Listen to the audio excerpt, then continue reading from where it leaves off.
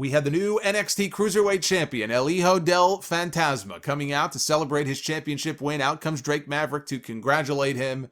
He says, "You were the better man. You beat me for it." But then he goes, "I know I can beat you." He goes, "And if you would accept, if you would agree, he would love to have a rematch." And Fantasma, he's all smiles. "Of course, I'll give you a rematch." He's giving him a thumbs up. "Sure, of course."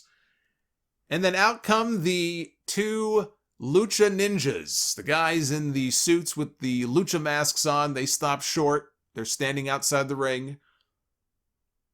One's on one side, one's on the other. Maverick and Fantasma have their backs against each other, trying to stave these two guys off. And all of a sudden, Fantasma, he stops and he turns and he stares down Drake Maverick until Drake turns around. And then Fantasma gives him a headbutt. And Fantasma and the two masked men, they start stomping the shit out of Drake Maverick. They're stomping a mud hole in this guy. And the masked men pull off their masks to reveal Raul Mendoza and Joaquin Wilde, former DJZ, both men who were kidnapped by the Lucha Ninjas over the last few months. We haven't seen them since on TV since they were kidnapped in the parking lot. And Fantasma hits the Phantom Driver on Drake Maverick, and then he pulls his own mask off. And he flips his hair up, and he reveals his new name. He goes, "I am Santos Escobar. I am the NXT Cruiserweight champion, and no one can touch me." And then the other two hit stereo splashes to Drake Maverick. Like I said from the very beginning of this, and it's not like I'm some great prognosticator here, this should have been obvious to anybody watching, Fantasma was in on it the whole time. He was the one guy that these ninjas wouldn't put their hands on, or if they tried, they didn't get him and he chased them away. The only guy. So you knew something was up here. You knew this was building to some kind of big reveal. I thought the actual reveal was kind of underwhelming, to be honest with you.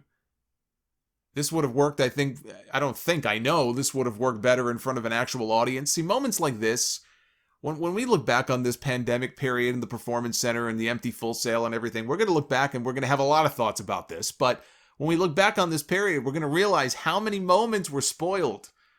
How many fun moments, even like the Otis and Mandy kiss at WrestleMania. Imagine that, paying that story off in front of 75,000 people. Probably have pyro going off in the sky. We're going to look back and say the biggest thing that we missed were moments like this, when you have a big turn or a big reveal or a big payoff or a big title win like Drew McIntyre, and not having a live audience there to react to it.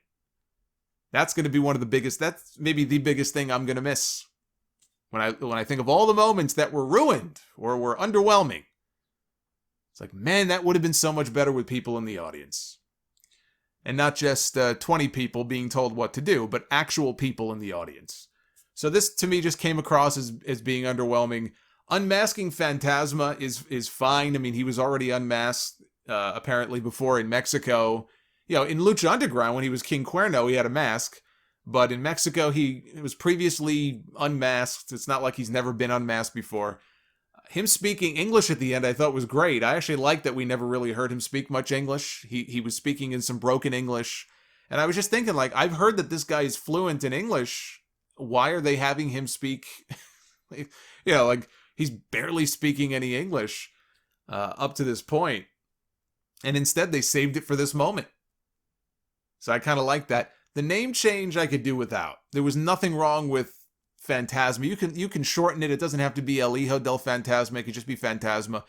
I guess the name Fantasma, maybe that's tied into the mask, I guess, but I don't know. I just felt the name was fine. You know, the new name, I mean, Santos Escobar just sounds like one of those WWE names where they take two people's names and they just mash them together. Remember Kenny Dykstra? All right. I mean, obviously there was a New York Mets fan on the writing staff who said, "Hey, I was a big Nails fan, Lenny Dykstra back in the day. Let's do Kenny Dykstra. Let's saddle this guy with the name Kenny Dykstra for the rest of his career."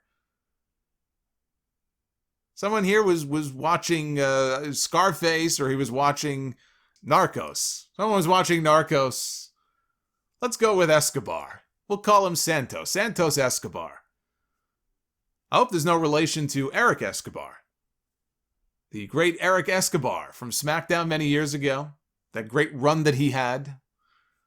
I'm being very facetious when I say that. I have no idea where he is or what he's up to. I hope he's doing well, because he certainly didn't do well on SmackDown. Joaquin Wilde and Raul Mendoza as the Masked Men is confusing to me because who abducted them? Unless there's more Masked Men that we haven't seen yet. I mean, any more Masked Men, we're going to end up with Dark Order 2.0, and we don't need that.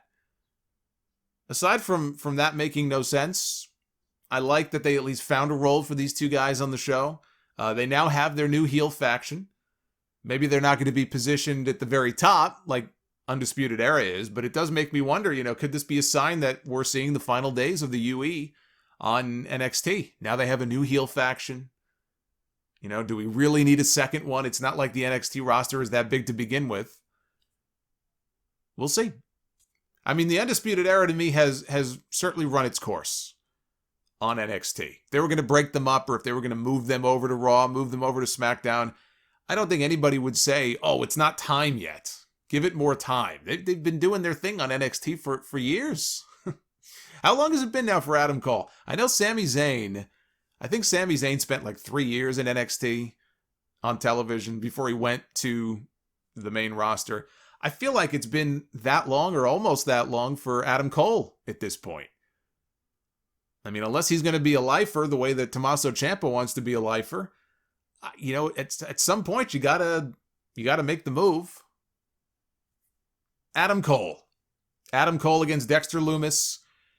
Lumis's movements, at least in this match, remind me a lot of The Undertaker when he first debuted in WWE. Those stiff movements, even on commentary, Beth Phoenix made mention of his stiff movements. Reminded me exactly of The Undertaker from 1990, 1991, 1992. The only thing is, I say this, right? This guy moves around like The Undertaker in the early 90s. I say that, and then like 3 minutes later, the guy's doing a freaking swanton bomb or a senton off the top rope. This character is very bizarre. Very, very bizarre. Like, I half expect him to bust out a shooting star press in his next match. And then just slowly walk to the back.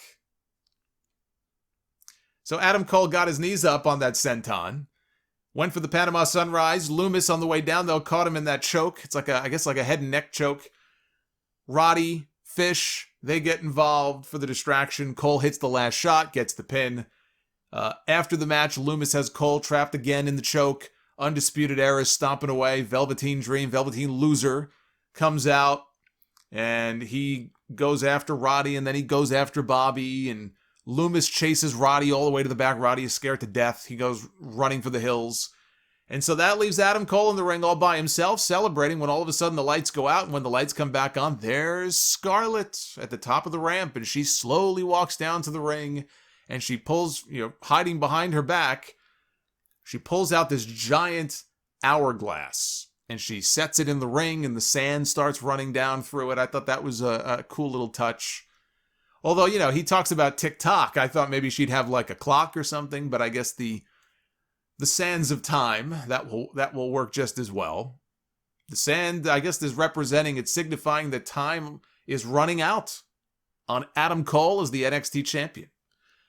So they're setting up Karrion Kross to be the next challenger for the NXT championship. And the question is it too soon? Kind of feels like it is. Reminds me of the Brian Cage thing in AEW. The guy just debuted. He won the casino ladder match, and now he's challenging for the AEW championship at Fyter Fest. He's wrestled nothing but scrubs on TV in the week since Double or Nothing. The pairing of him and Taz is brand new, and now he's going right to the top. And he's challenging Jon Moxley, and they've got a question to ask themselves. Do you change the title? Or do you beat this guy who just debuted? And now you're kind of seeing a similar situation possibly play out here on NXT. The difference I would submit to you is this. And I'm a Karrion Kross fan. I don't doubt for a second that he'll be the NXT champion, and I'd like to see him be the NXT champion. But when you're talking about, well, is it the same thing? Is it too soon? How come it's too soon for Brian Cage? Wouldn't it be the same thing for Karrion Kross? Here's the difference. Karrion Kross did get a win at TakeOver over a former NXT champion. He beat Tommaso Ciampa. Not only did he beat Tommaso Ciampa, he got a dominant win. He decisively, dominantly beat Tommaso Ciampa at In Your House. Practically a squash. I don't hate this. But I do think it is time, I think, for a babyface to get a run with that championship. You know, Johnny Gargano had a brief run with the NXT title that lasted not even a full 2 months. You know, when he won the title last year at TakeOver New York, it was not even a full 2 months before he lost it to Adam Cole. That reign was sandwiched. That babyface run for Johnny Gargano was sandwiched in between a Tommaso Ciampa reign that lasted about 8 months and an Adam Cole reign that has now lasted over a year. That would be my only reservation, that it might be time for a babyface. Maybe they turn Adam Cole. Maybe it's not going to be heel against heel. Maybe they have a babyface turn in mind for Adam Cole. Maybe that's going to play into the dissolution of Undisputed Era. Again, they could go any number of ways with this. They could go any number of ways with this if they wanted to. And Adam Cole is the kind of person he's a good heel, but I think he could be a great babyface too. In fact, he probably could be a better babyface even than a heel.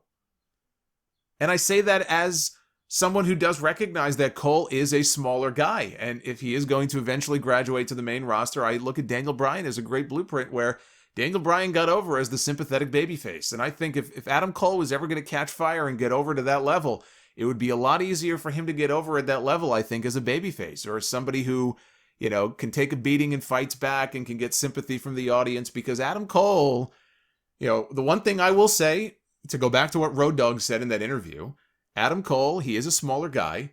I don't look at Adam Cole and think, oh, what a badass. Adam Cole is not going to come to TV and walk around like he's some, BMF, like when Austin would walk around with BMF on his vest. Adam Cole ain't walking around with a vest that says BMF. And if he did, nobody would believe it. Because that's not who Adam Cole is. He is not a badass. So it could be that he would thrive more so in that role and be more believable in that role. Coming from underneath. Yes, he's in the ring with guys that are bigger and tougher than him, but man, this guy's fucking awesome. He can find so many different ways to beat you. He's scrappy, he's resilient, he can fight from underneath. I see him having more success, frankly, in that role, I think, if and when he initially comes to the main roster. But is that going to happen now or in the next couple of months? I don't know. Like I said, everything is up in the air. Creatively, in this company right now, everything is up in the air. And if anybody tells you they know exactly what's going to happen, they're lying to you. Because I'm sure these decisions are only being made right now. But Karrion Kross is going to be a star. You don't need me to tell you that. I'll tell you that anyway. He's going to be a star. Once they get people back into these buildings, the guy's got Scarlet. The guy's got that entrance. It won't be long before he gets cheered anyway. Karrion Kross will go on to be one of the biggest baby faces in NXT before all is said and done. This Wednesday, we have 2 tag team title matches. Imperium defends against Breezango, which should be an Imperium win. And whoever the women's tag team champions are coming out of Backlash tonight will come to Full Sail to defend against Tegan Nox and Shotzi Blackheart. Like I said earlier, during the predictions for Backlash that I ran down, it should be Sasha and Bayley retaining tonight, I hope. And then they go on to defend against Tegan and Shotzi on Wednesday, and I would do the title change. I would give them to Tegan and Shotzi. Let them run with it. Let them defend it on NXT. Have a few defenses on Raw and SmackDown. Get the audience a little familiar with who they are. Why not? Why can't it go both ways? Charlotte Flair came to NXT, right? Oh, Charlotte Flair's going to be in NXT and give NXT a boost. Credibility boost, a ratings boost. Didn't quite work out that way. Why can't the opposite be true? Why can't we have an act from NXT that makes a few appearances on Raw and makes a few appearances on SmackDown and gets their faces out there? It's something a little bit out of the box to do with the women's tag team titles as opposed to just Putting him back on Alexa and Nikki or putting him on the Iconics.